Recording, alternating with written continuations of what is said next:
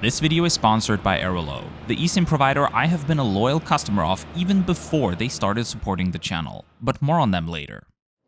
I've been excited for this trip for a long time, but not because it's special. In this video we are traveling in regular economy class, on a common long-haul route aboard Japan's biggest airline.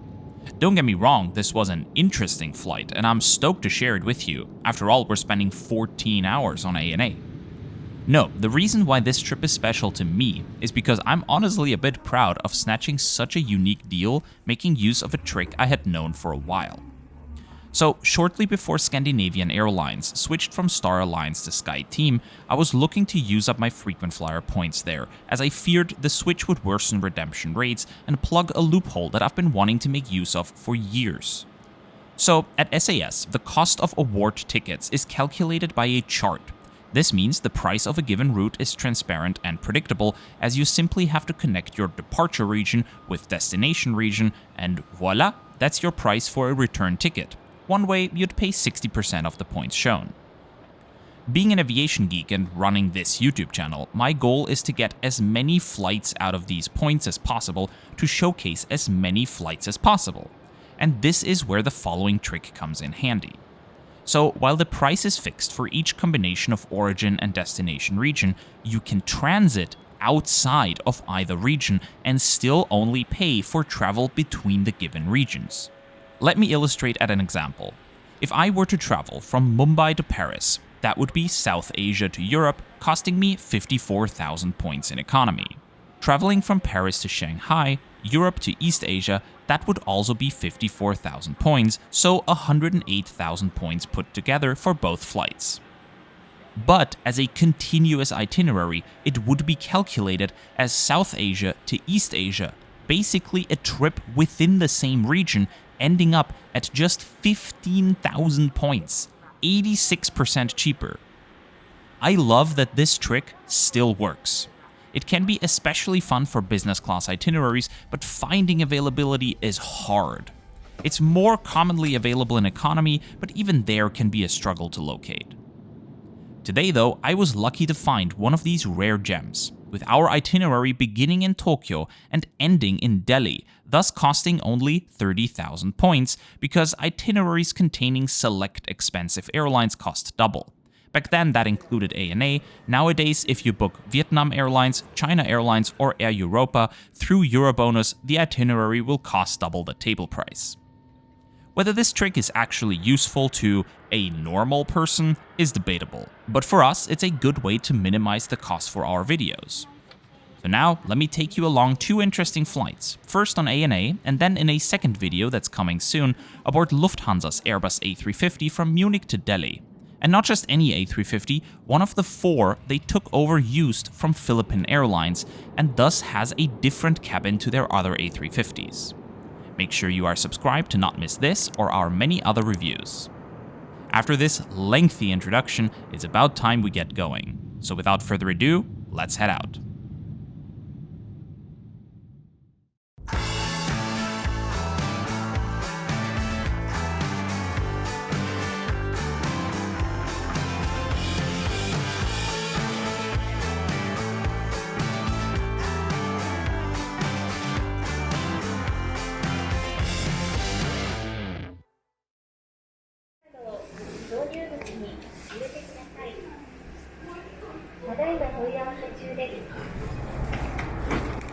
Aviation geeks and frequent flyers, a very good morning from Tokyo. We're just leaving our hotel in the Hamamatsucho area of Tokyo, my favorite to stay in, especially for travel out of Haneda Airport, as it's a quick 15-minute monorail ride to the airport, an unbeatable commute for a town of this size. Well, except for this time of day, as the monorail doesn't run express trains during the morning rush. As you can see, the red ones, the monorails that run express, operate every 10 minutes from 9:30 a.m. until 7 p.m. Still, even the local train takes only a bit over 20 minutes. I discourage visitors from using taxis to get to Tokyo's airports for how pricey they are. These orange buses, labeled Airport Limousine, provide convenient affordable transfers to both airports from various other major centers around Tokyo. If you're staying in, say, Shibuya or Shinjuku, I'd recommend taking one of these buses. At Haneda Airport, in the past, all international flights departed from the designated international terminal, which is Terminal 3. However, all Nippon Airways adapted one of its concourses over in Terminal 2 to handle international arrivals and departures recently, and in order to facilitate easier domestic to international transfers, has moved selected international flights to Terminal 2. Because of this, it's become very important to check which terminal your international ANA flight departs out of, as it could be Terminal 3 or Terminal 2. We're in Terminal 2 this morning, where the international departure lobby is located on the top floor. Check-in in Japan is mostly automated these days, with a combination of cost and worker shortages forcing you to pick up the slack yourself. I do enjoy having some time to study the seat map and make some last-minute adjustments based on what's been taken so far. Because of that, I moved my window seat to this empty row in the hopes that it will stay empty. Then you simply print your boarding pass and bag tag, stick the big bag tag sticker to your boarding pass. You'll need this in case the bag does not arrive. I always recommend taking a picture of it with your smartphone too, just to be safe. Then put these little stickers on the side of your bag. These are used by staff to identify your suitcase in case the tag rips off. And then put on the tag, preferably at the top, but some airlines also prefer it on the side. From agents I talked to, the top is the more common place to put it though, but it doesn't matter too much. After that, you drop off the bags yourself.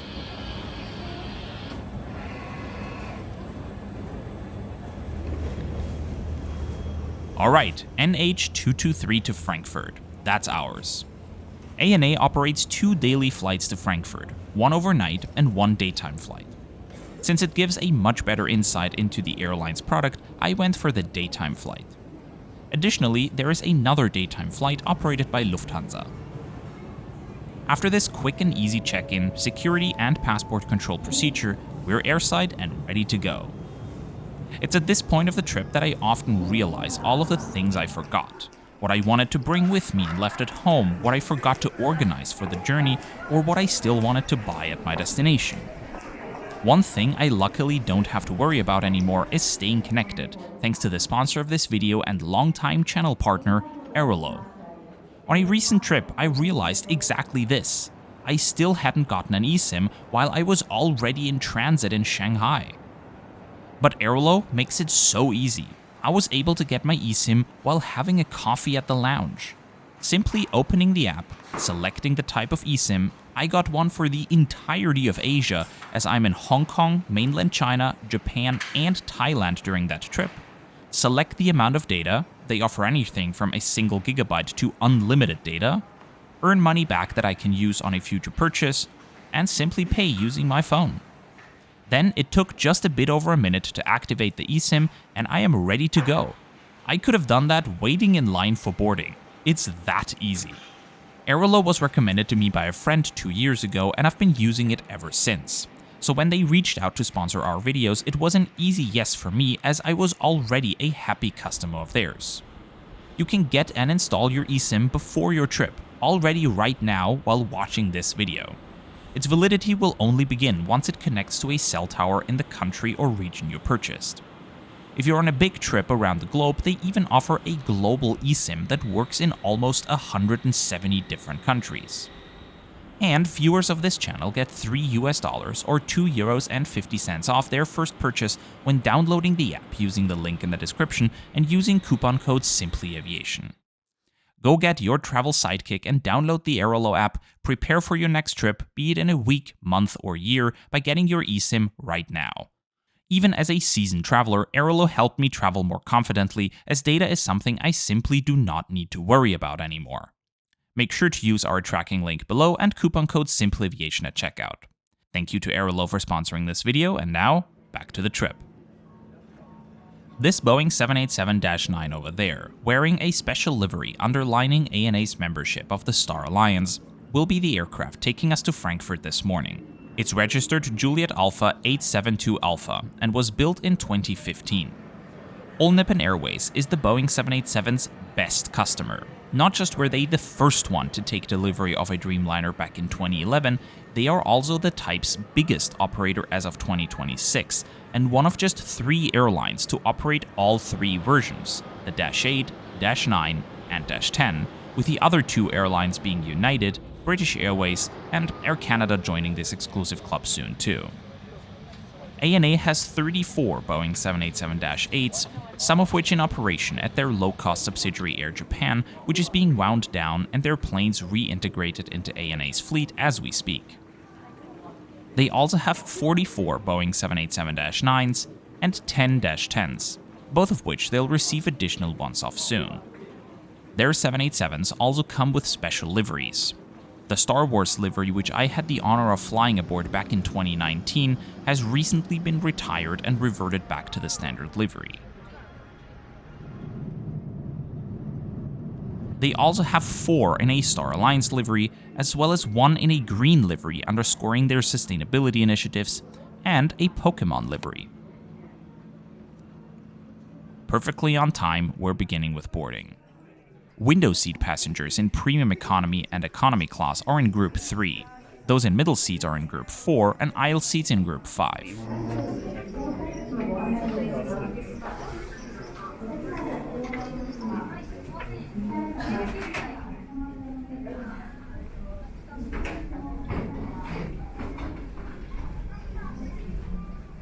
Both forward doors are connected to a jet bridge here in Tokyo this morning, with us using door 2.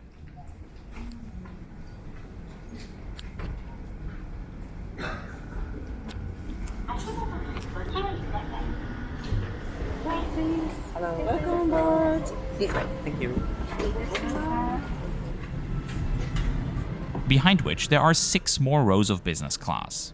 This Boeing 787-9 has a particularly premium-heavy configuration, with 48 business class seats, followed by another 21 premium economy seats.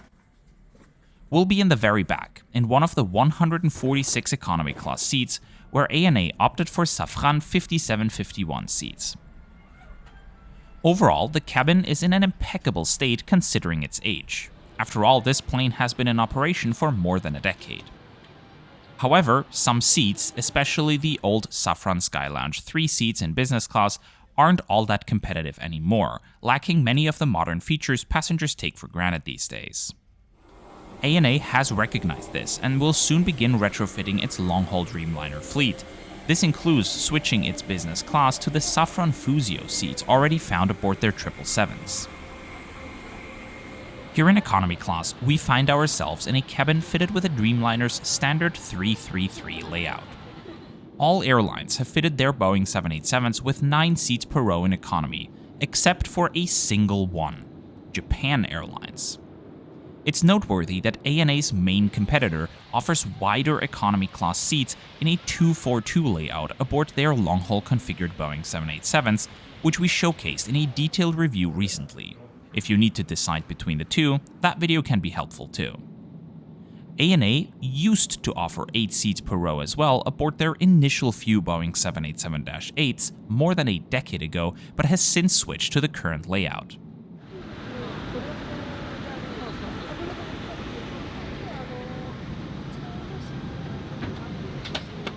Each economy class seat is fitted with a headrest that's adjustable vertically as well as on the sides, and includes a leather cover.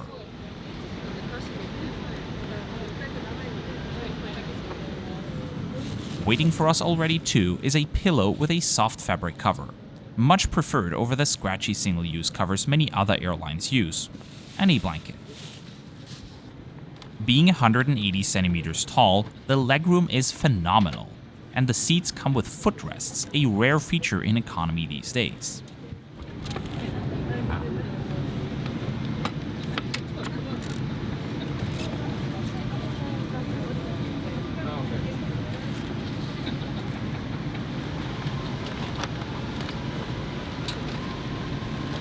There's also a bifold tray table with a hole to safely put cups in, a remote control for the entertainment system, which uses this non-adjustable 9-inch touchscreen with an audio port and a USB-A port at the bottom.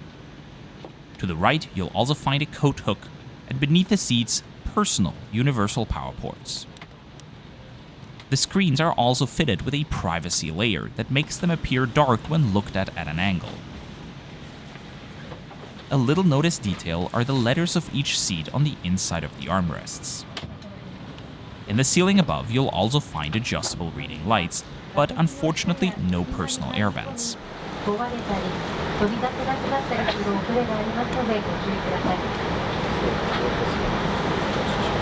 As boarding has just been completed, I have, in fact, been blessed with an entire row to myself. On a 14-hour flight, that's better than being upgraded to premium economy if you ask me. A little trick I like to use to keep everything tidy and make the cleaner's job a bit easier is to use the bag the blanket comes in as a trash bag.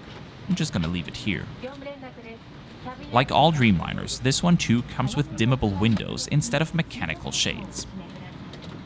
Now we're finally pushing back and are getting ready for our 13-hour and 40-minute flight to Frankfurt.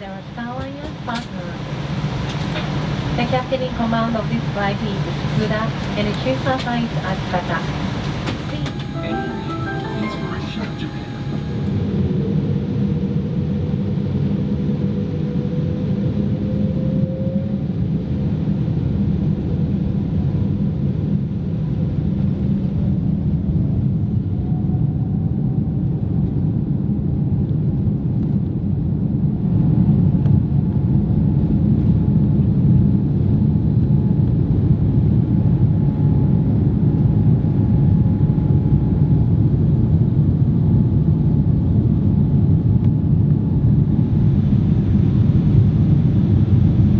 What an incredible view over the city. This is why I always check the recent paths the flight I'm on took to see where I can get the best window view. The iconic red Tokyo Tower, painted in that color because the aviation laws during the time it was built required a bright color. In the middle of this urban forest, the Imperial Palace.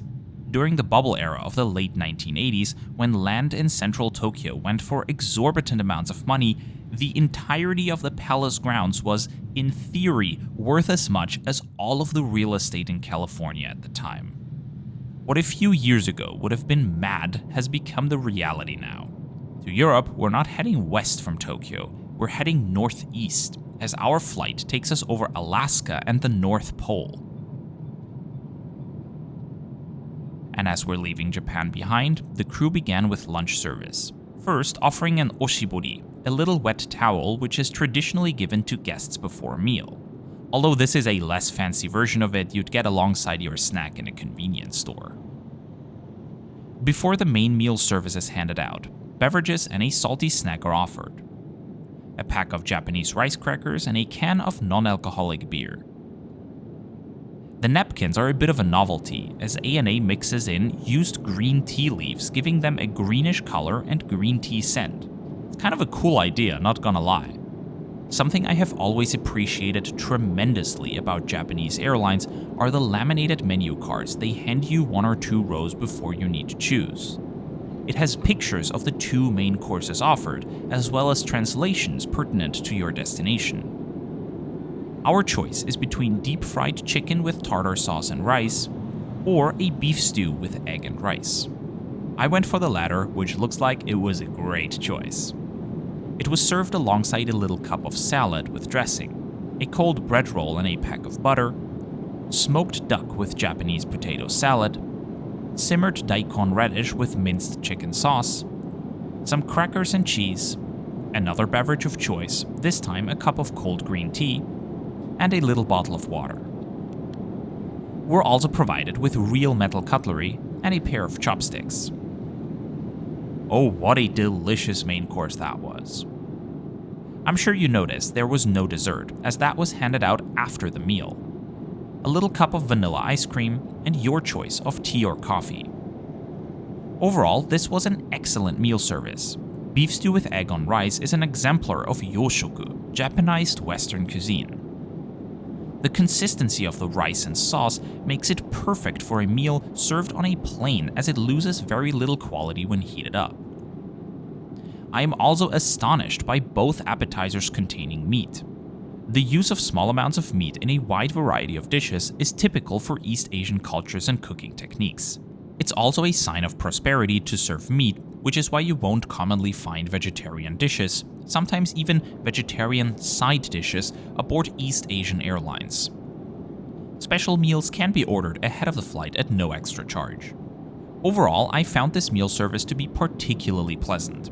The main dish was well selected for being served on an airplane, the variety of dishes made for an exciting overall meal composition, and I appreciate the little gestures like offering metal cutlery, the extra water bottle, and the colorful salad, even though 2 appetizers were offered too. After the meal, it was a smooth cruise into the sunset.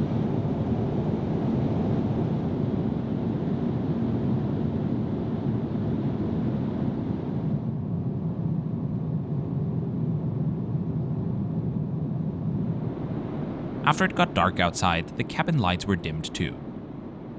The lavatories are quite small, but notably the toilets come with bidets. This is a rare feature only found aboard the Dreamliners of ANA, Japan Airlines, and Oman Air. Changing tables are installed too, but other than that, there's nothing noteworthy in here.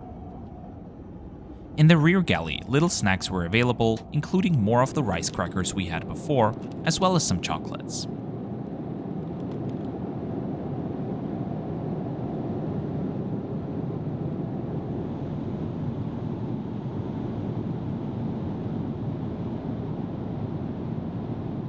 Exactly halfway into the flight, the crew handed out a cold mid-flight snack. These corn and mayonnaise buns sound odd to a Westerner, but are very common and prominently feature in convenience stores across Japan. Interestingly enough, Japan Airlines also offers corn and mayonnaise buns on some flights. I've encountered them in premium economy on a flight from Tokyo to Bangkok some years ago. They're honestly tastier than they sound, but I would still prefer a hot snack. With us getting close to Greenland and a bit over 5 hours to go, let's have a look at what ANA's in-flight entertainment system has to offer. Its Panasonic system isn't the newest anymore, and at 9 inches, the screens aren't big for today's standards. However, aboard their fairly new Boeing 787-10s, the carrier employs a state-of-the-art Safran Rave system with way larger 13.3-inch screens. With the upcoming cabin retrofits, it is possible the airline will put in a new system here as well. As for the content, the airline offers 3 live TV channels, a small selection of TV shows, often with just a single episode available, some movies, music, and a dedicated section for kids. Although The Simpsons definitely isn't a kids show. The headphones are a bit cheap, and I honestly prefer earbuds over regular headphones as I can keep them in more easily when sleeping. You also have access to an interactive mapping application, and the plane is equipped with Panasonic Ku-band Wi-Fi. Available plans range from $7 to $22 depending on how long you want to use it for. It's also important to note Wi-Fi coverage is not offered in the very far north, such as northern Canada, Greenland, and the North Pole. That's also why the live TV channel did not load. In order to keep you from making a purchase you might regret, the crew informed passengers about this lack of coverage before we took off, which was very thoughtful. Something I find a little less thoughtful is that the crew locked the window shades after the sun began rising. That's one of the things I do not like about the Dreamliner's dimmable windows, with the other being how hot they get when darkened and the sun is shining directly on them. Around 2 hours before landing, the cabin lights came on and the window shades were unlocked. This is our cue for the pre-landing meal being served. We're starting off once again with an oshibori. And our choice this time was between salmon and egg over rice or pasta with chicken and cream sauce. As you can see, I decided to go with a salmon and egg over rice. This meal is notably less comprehensive than the first one. On the side, we only have a slice each of apple and pineapple, and a cup of yogurt, alongside another beverage of choice. Again, some cold green tea. The main course is something you'd typically find in bento boxes in Japan. Atop a bed of white rice is shredded salmon, shredded egg, and some greens. Everything being cut up this way makes the dish easy to eat on a train or plane with chopsticks. Now, this was my first choice, but the crew said they've got more meals than passengers anyway and offered me the other option too. So, this is the chicken and cream sauce and tomato pasta. Once again, the meal was great in quality, even though after 14 hours I could have stomached another side or two if I only had the one main course as intended. Yeah, I know, I'm a greedy bastard who's way too much into airplane food, shut up. Afterwards, coffee and tea were offered again. Before landing, the crew always hands out little candy, but seeing how excited I was about the flight, the crew also gifted me this cool postcard featuring ANA's A380s. Would you want me to do a review on them too? If so, you're in luck, as a detailed video is already shot and I hope to get around working on it soon. We would like to invite.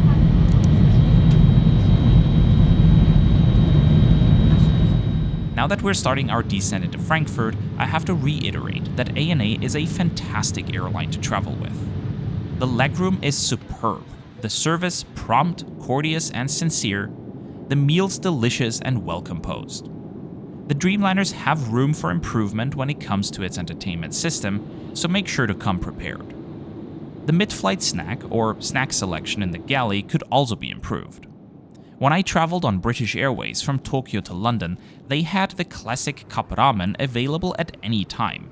That was much appreciated and could be a great addition to ANA's offering too. Other than that, there is little that could have been better, and with the refurbishment of their long-haul Dreamliners starting soon, even the last few kings will be ironed out. What remains is the overall value, because ANA can be pricey. Is it worth paying multiple hundreds of euros more compared to, say, Lufthansa, Air France, or British Airways? I think that's questionable. What's clear though is that ANA maintains its impeccable quality even in economy class, and for that should be commended. One last comparison. In a direct battle with Japan Airlines Dreamliners, I'd honestly say ANA would lose. JAL's 242 configured Dreamliners and ever so slightly better meal quality makes me prefer them over ANA in a scenario where everything else is the same, but just narrowly.